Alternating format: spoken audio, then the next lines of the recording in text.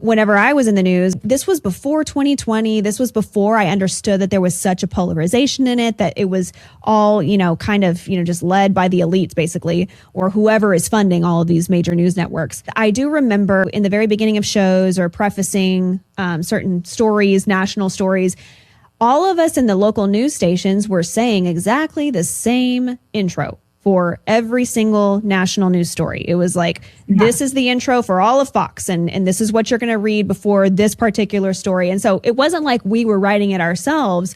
A lot of it was just already given to us. And so we just had to read what was on the screen. And I didn't realize that fully until there was one episode of Conan O'Brien, and he had a compilation of all of these different local news people that were reading exactly the same intro for these stories. And I was in one of them. I was sitting there in one of those clips and I was like, oh my gosh, yes, I was in it. I wasn't saying the intro, but I was sitting next to my co-anchor that was saying the intro. From a desk or a couch? From your desk or the couch? From a desk or the couch? From a desk or couch? From a desk or the couch?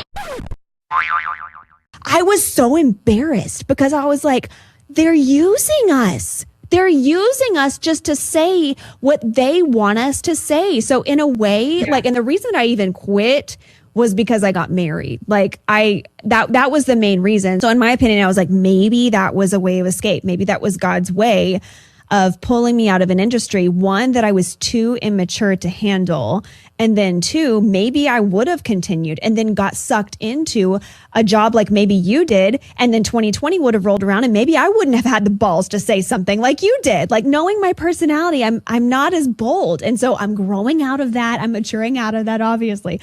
But I don't know if I had done that for that entire time. I don't know if I would have had that kind of boldness to say, you know what? My boss wants me to say this, but that's not exactly what I want to say because that's not what I'm seeing. But anyways, here we go. So I just loved what you did. It just was so unbelievably inspiring and refreshing to see that. But that was my experience. I was like, wow, I was just being used to just say what they wanted me to say.